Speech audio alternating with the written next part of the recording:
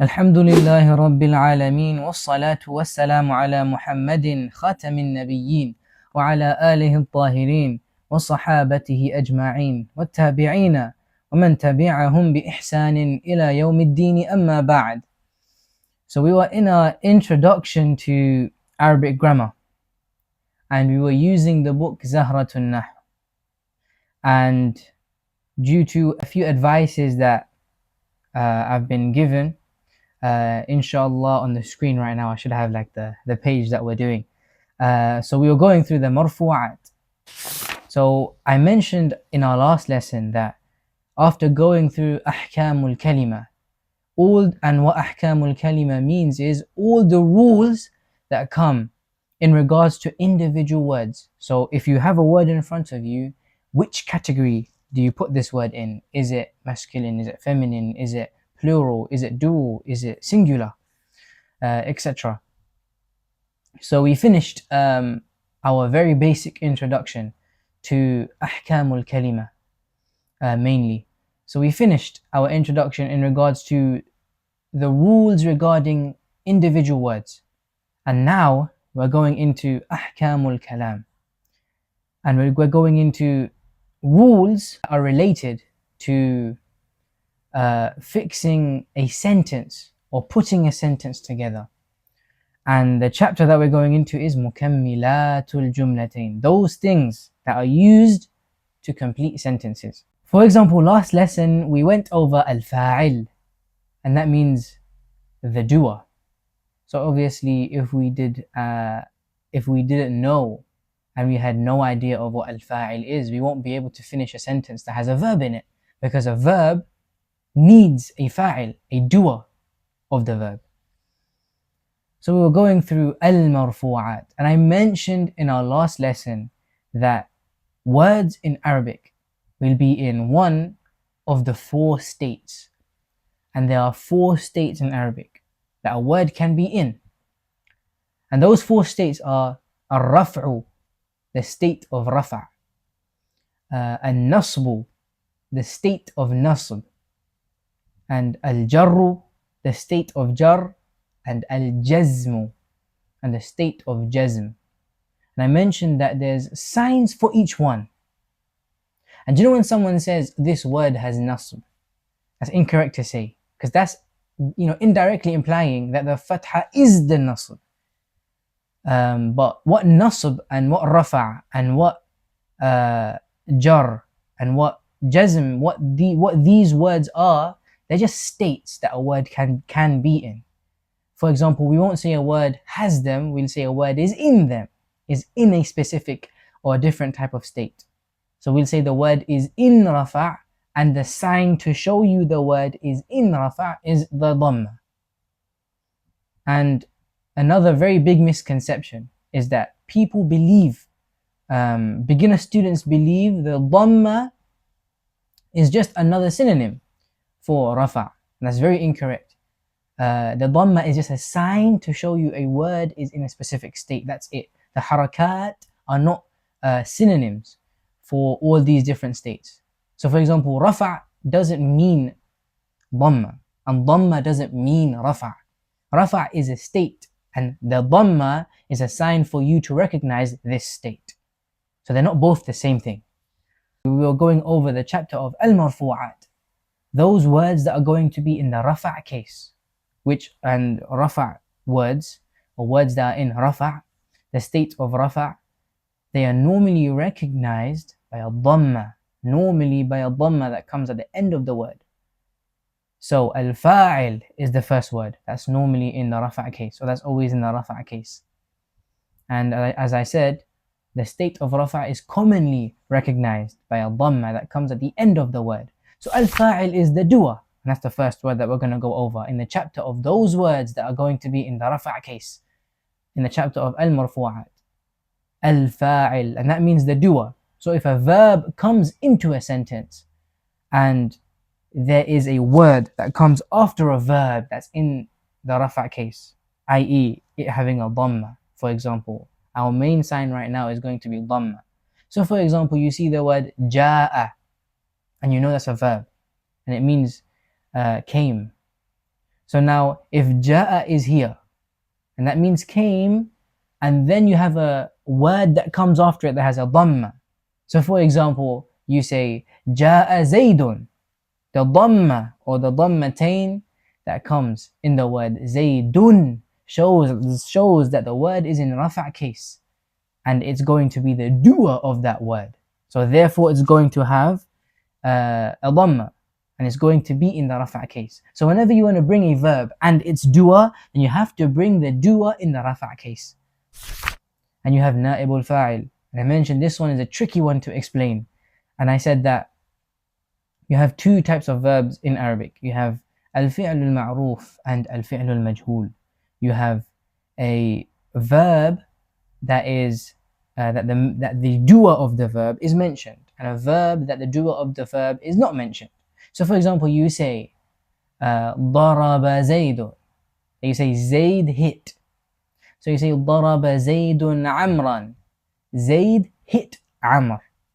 But now if you say, and if you move to the different type of verb that the doer is not mentioned, and you say ضرب زيد, or you say ضرب عمر, you say that Amr was hit without mentioning who hit him. So there's two ways you can bring a verb. So in the first type of verb where the doer is mentioned, then the fa'il will be rafa', will be in the case and in the state of rafa'. But now in that secondary verb, you'll have a word that looks like it's a fa'il, but in reality it's a substitute doer. It's a na'ibul fa'il. Na'ib means a substitute. So it's going to be a substitute doer even though it looks like a fa'il. So we call that a na'ibul fa'il. So ضرب عمرٌ. So Amr is in the rafa' case, and it has dhammatain. The word Amr has dhammatain on it.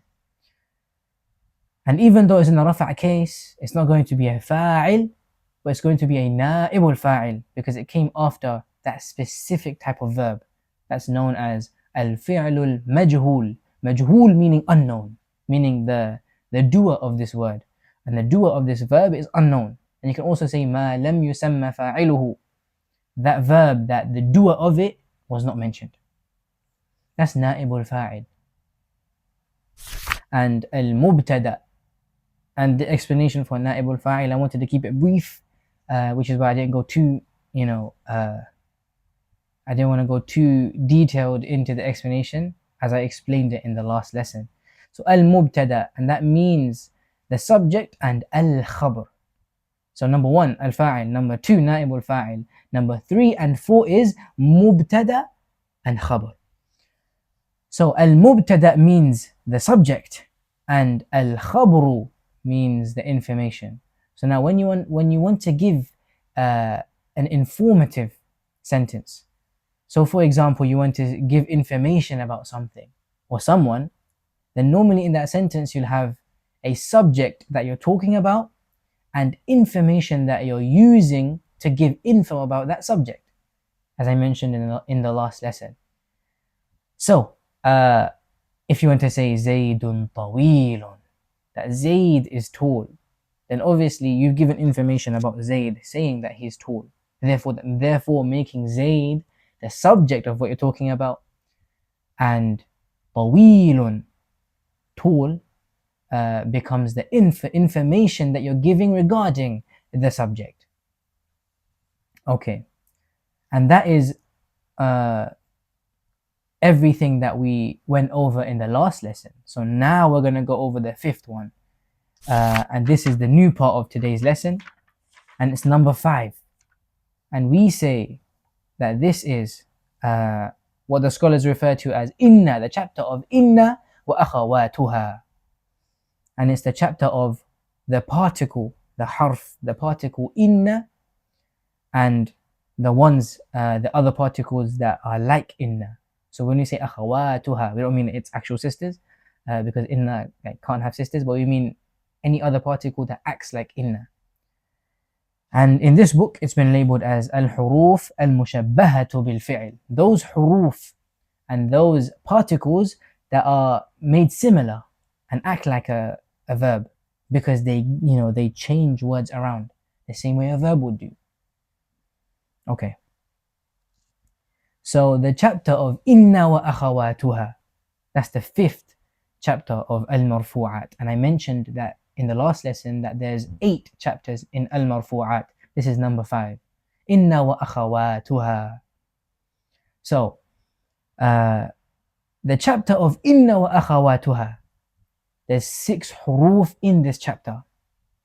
And one thing to know about these huruf is that these huruf, when they come into a sentence, they'll change words around and then switch the states of different words. So how I mentioned rafa, nasab and jar, they exist in words.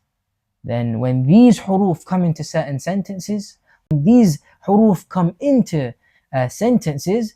then they'll play around with the states of the words in that sentence. So the sentence that these huruf come into are normally a mubtada and khabar sentence. So the sentence that we said earlier when we were talking about mubtada and khabar, the subject and the information, so an informative sentence. These huruf will normally come into an informative sentence. So the example that we gave for an informative sentence is Zaydun tawilun. That Zayd is tall. So when we say Zayd is tall, now let's bring one of these particles into that sentence. So let's bring the particle inna. The particle inna means verily, and it's here to give emphasis to what you're saying. So Zaydun tawilun, Zayd is tall. Now if we add the particle inna, you say inna Zaydan tawilun. So previously, before this particle was in the sentence, you would say Zaydun tawilun, both with dhammatain. But now when you bring this particle in this sentence, you're making Zayd the subject, the mubtada of this sentence, you're making it have fathatain. So you're going to say inna Zaydan tawilun. Verily Zayd is tall. So what you've seen here is that when this particle comes into a sentence, then it makes the mubtada, it makes the subject of the sentence move from the rafa' state to the nasab state. So again, when this huruf inna comes into a mubtada and khabar sentence, then it makes the mubtada, which is the subject of the sentence, in the nasab state. And the most common sign of the nasab state is a fatha. So you'd say inna Zaydan tawilun, that verily Zayd is tall. And that's the rule for inna. And we mentioned that the chapter is talking about inna and the other huruf as well. And the rule that I mentioned about inna, when it comes into a mubtada and khabar sentence, that it will make the mubtada, the subject of the sentence, be in the nasab case, generally with a fatha. This rule applies to all of the huruf in this chapter. So if you want to say alimtu anna Zaydan tawilun, I knew that Zaydan tawilun, that Zayd is tall, then that's anna. And the other huruf in this chapter are inna, anna, ka'anna, layta, lakinna, and la'alla. And I'm going to give the meaning for each one. So I just gave you an example of anna. And the example of anna is alimtu anna Zaydan tawilun. And that means that I knew that. So anna means that. Zaydan, that Zayd is tall. And as you can see, the original format of the informative sentence was Zaydun tawilun, that Zayd is tall, both with dhammatain. And now when I say alimtu anna, I put anna before it, and anna comes into the informative sentence, then you say alimtu anna, then you give the mubtada, the subject of the sentence, you put it into the nasab case. So you say alimtu anna Zaydan tawilun, that I knew that Zayd is tall. And now you have ka'anna. So now the word ka'anna, and I mentioned that all the huruf and all the particles in this chapter, they do the same action, and they treat and they play around with the words of a mubtada and khabar sentence the same way. So all of these huruf, all of these particles, when they come into a mubtada and khabar sentence, they make the mubtada the subject in the nasab case. They switch it from the rafa' case to the nasab case, and they keep it in the and they keep the khabar in the rafa' case. And that's why this chapter is in the chapter of al-marfu'at, because it keeps the khabar in the rafa' case, even though it changes the mubtada, even though it changes the subject to nasab case, but it keeps the khabar and the information in the rafa' case without moving its state anywhere else. So now we have the next harf, كأن, and that means as if. So for example, I can say مشيت في الشارع, that I walked in the street, كأني لا أخاف أحدا, as if I'm not afraid of anyone. مشيت في الشارع, مشيت, I walked, في الشارع, in the street, كأني, as if I myself, لا أخاف أحدا, I'm not afraid of anyone. That's just a quick example of how the meaning of كأن. It means as if. I walked in the street as if I am not afraid of anyone. And in the book it mentions كأن الامتحان قريب. So for example, you can say that I was relaxed. Or you can say, sorry, I was stressed. كأن الامتحان قريب. As if the examinations were close. I was stressed as if the examinations were close. And you can see here كأن الامتحان قريب. So the subject of the sentence is, and al-imtihan means exam, قريب means close. So al-imtihan in this sentence is the subject, and قريب in this sentence is the information. So كأن الامتحان. So the harf كأن, the particle كأن, made the subject of the sentence go and flip from the rafa' case to the nasab case, and you can see that because of the fatha that's on al-imtihana. And the next harf is layta, and that just means like wish, and it just means to wish. And scholars, they went into what later actually means, and when can you use later, the word later, wish. So the scholars, they say that that sometimes they go a bit deeper into the meaning of later, and they say that perhaps the meaning is about a wish that can never ever come true. So for example, they narrate the story of a Bedouin man when he became old, and he said, and he was going to a well, and he was drawing water from the well, and the bucket felt a bit heavy. So when he was lifting it, he said, ما لي إذا جذبتها صأيت أكبر لي أم أبيت عمري ليت, or along those lines. And he said late in that sentence, and it means to wish. And they say that he said that because he can never get his life back, and he can never get his youth back, and that's why late was used. So some grammarians said late is referring to a wish that can never ever happen. So a very far off wish that will never be able to actually happen. So for example, if you're old and you wish to be young, you know it's never going to happen, and that's why you've used the word late. So this word later, it means wish. So the example in the book, it says ليت الذهب رخيص. So ليت الذهب رخيص, and that means I wish gold was cheap. And in this example, or you can even say, or we'll just stick to this example, ليت الذهب رخيص, that I wish gold was cheap. So now you can see that الذهب رخيص, that's the original informative sentence. الذهب رخيص, that gold is cheap. So الذهب رخيص, gold is cheap. So now you can see that both words are in the rafa' case because both have a dhamma. One with one dhamma and the other with dhammatain. That does not affect the amount of dhammas on a word does not affect the case. So both are in the rafa' case, showing that one is mubtada and the other word is khabar. And al-dhahabu, because it's ma'rifa, because it has an alif lam, is the subject of the sentence.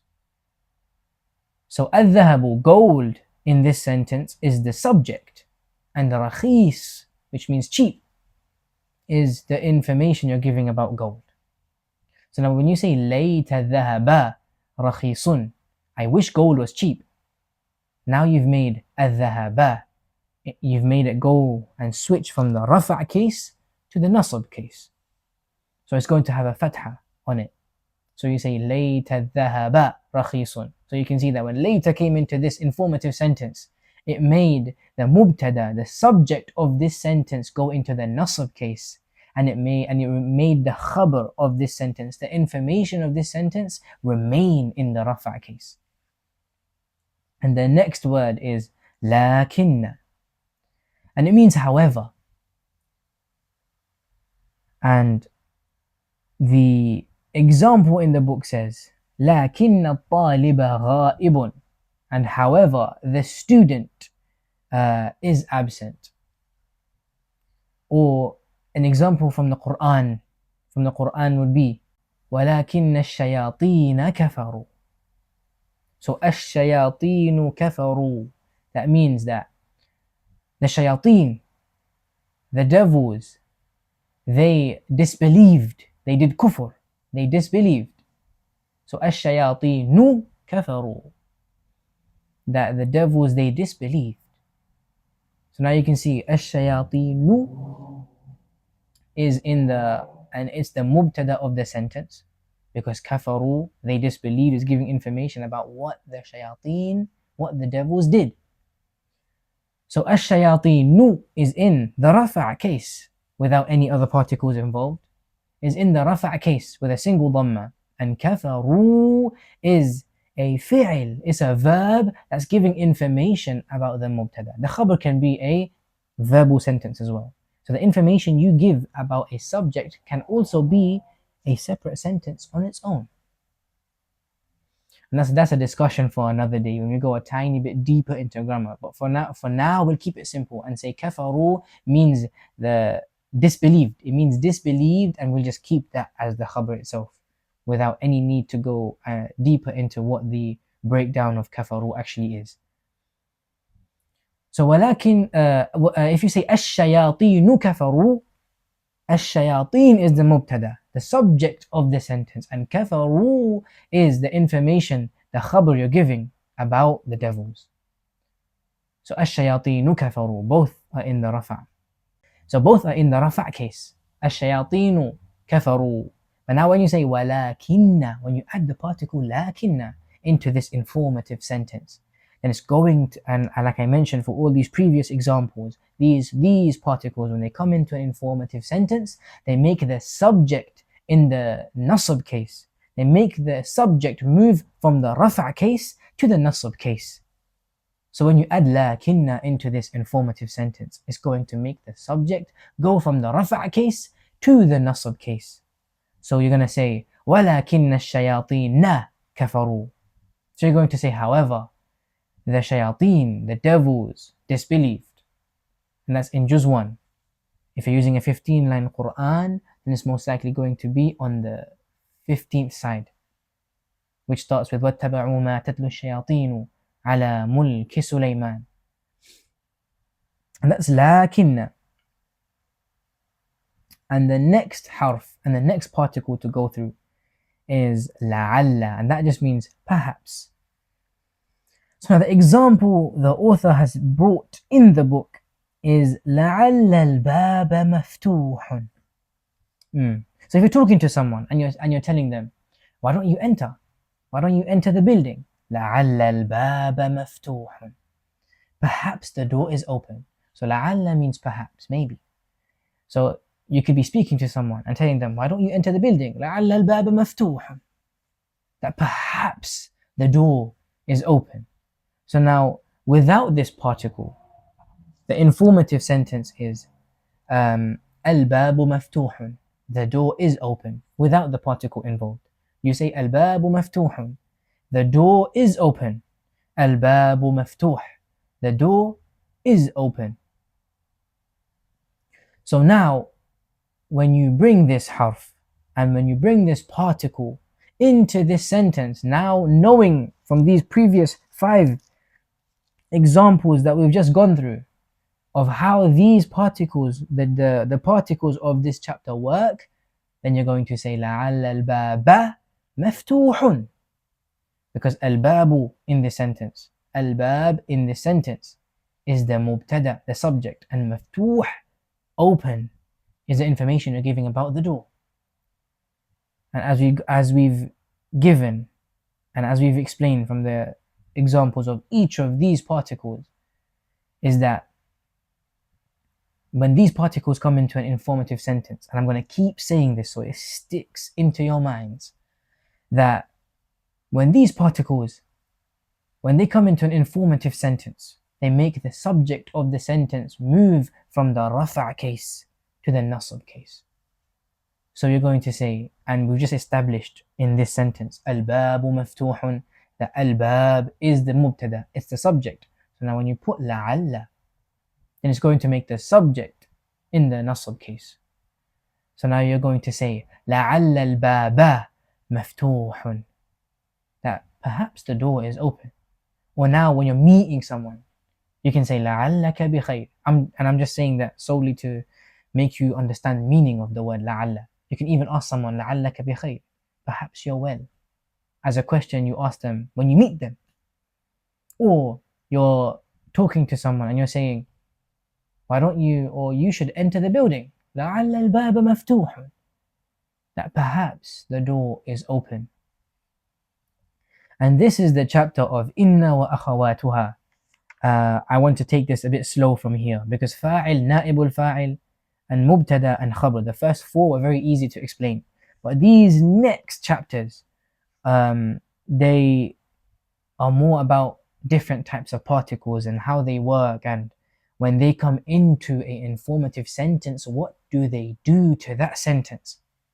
And how do they govern the words of that sentence? And when I mean govern, I mean how do they change the states of the words of that sentence?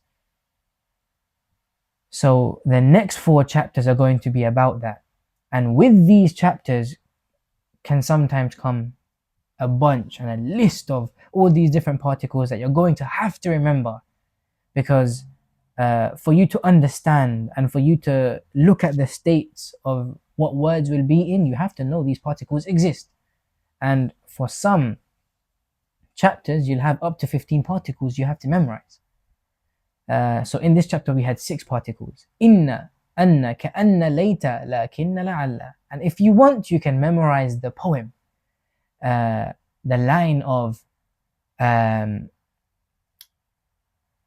that's in Alfiya ibn Malik. Alfiya ibn Malik. And he mentions in the chapter of Inna wa akhawatuha, he mentions لِإِنَّ أَنَّ لَيْتَ لَكِنَّ لَعَلْ كَأَنَّ عكس ما لكان من عمل. لإن أن ليت لكن لعل كأن عكس ما لكان من عمل. I'm going to, hopefully inshallah, if I can remember, I'm going to put that on the screen. But from now on, I'll have the pages put up on the screen as we go through them, because of the feedback I got from the people watching the videos. So right now we went over the 5th chapter, which was the chapter of Inna wa akhawatuha, or as the author of this book chaptered it, al-huruf al-mushabbahatu bil-fi'l. So those huruf that are similar to verbs. Why are they similar to verbs? Because they govern the words that of the sentence that they come into. And that is the chapter of Inna wa akhawatuha, or as this author has mentioned, al-huruf al-mushabbahatu bil-fi'l. And I have explained it the best I could, and any mistakes that I made or shortcomings were from myself and shaitan, and Allah and His Messenger sallallahu alayhi wasallam are both free from it. Subhanak Allahumma wa bihamdik, ashhadu an la ilaha illa ant, astaghfiruka wa atubu ilayk.